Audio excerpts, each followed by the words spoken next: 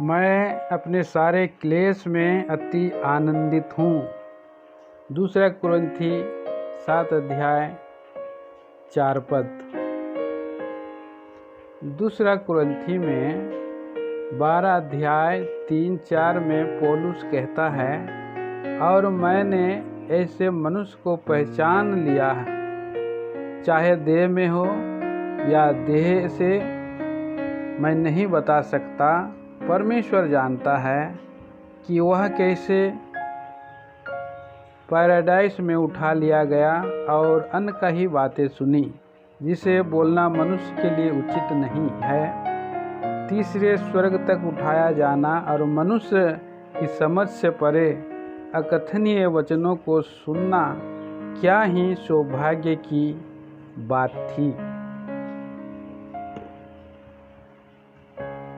वहाँ परमेश्वर ने उसे कई दर्शन और रहस्योद्घाटन दिए। हालांकि पौलुस के पास कई दर्शन और रहस्य भेद थे, वह अनुग्रह का अर्थ नहीं जान सकता था। परमेश्वर उसे तीसरे स्वर्ग में अनुग्रह के बारे में सिखा सकता था, परंतु परमेश्वर बेहतर जानता है। उसने उसे दर्द के माध्यम से सिखाया। यदि आप परमेश्वर को जानना चाहते हैं तो आपको पृथ्वी पर रहना होगा और उसकी कृपा के बारे में सीखना होगा। प्रेरित एक विद्वान व्यक्ति था। वह शास्त्रों को अच्छी तरह से जानता था, जैसा कि उसने स्वयं फिलिपी में गवाही दी थी। 3-5-6 सभी शास्त्रों और भविष्यवाणियों में से काफ़ी परिचित थे, लेकिन ना तो चमत्कारों और ना ही शास्त्रों के ज्ञान ने उन्हें अनुग्रह का अर्थ सिखाया। हम पढ़ते हैं कि यहोवा ने अपने शरीर में कांटे की अनुमति दी। यह बहुत दर्दनाक था। कई प्रचारक और विद्वान यह पता लगाने की कोशिश करते हैं कि कांटा क्या था।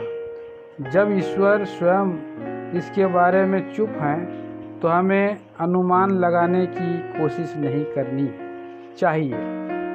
यह एक उद्देश्य है के लिए जिसे परमेश्वर ने गुप्त रखा है। वह अवश्य ही एक दर्दनाक कांटा रहा होगा, क्योंकि पौलुस ने 3 बार प्रार्थना की थी कि उसे हटा दिया जाए। वह अपने शारीरिक दर्द के बारे में बड़बड़ाया नहीं। हम छोटी छोटी बातों के लिए आंसू बहाते हैं। किसी भी मुसीबत के आने से पहले हम रोते हैं और कहते हैं, हमारी देखभाल कौन करेगा। परंतु पौलुस ऐसा व्यक्ति नहीं था। उसने कभी बड़बड़ाया या शिकायत नहीं की। 2 कुरिन्थी में 7-4 वह बहुत सच कहता है कि वह क्लेश में बहुत आनंदित हुआ और कुड़कुड़ाया नहीं।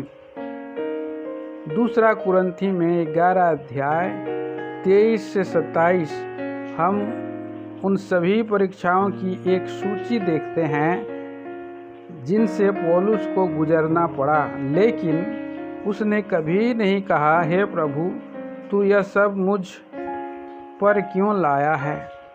वह एक बार भी नहीं बड़बड़ाया, लेकिन उसके शरीर में कांटा बेहद दर्दनाक था।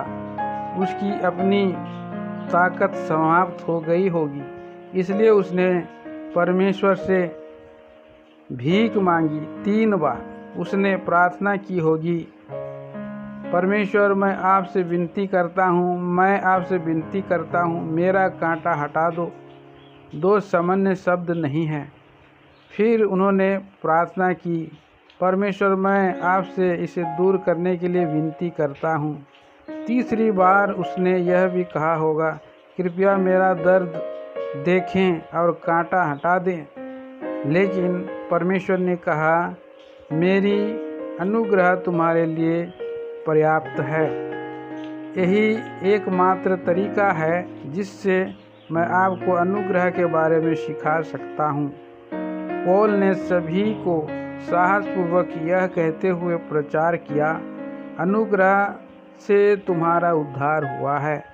मैं जो कुछ भी हूँ वह परमेश्वर की कृपा से हूँ। और इसी तरह उसने प्रचार किया और इन शब्दों को लिखा ताकि लोग परमेश्वर की कृपा का अनुभव कर सके।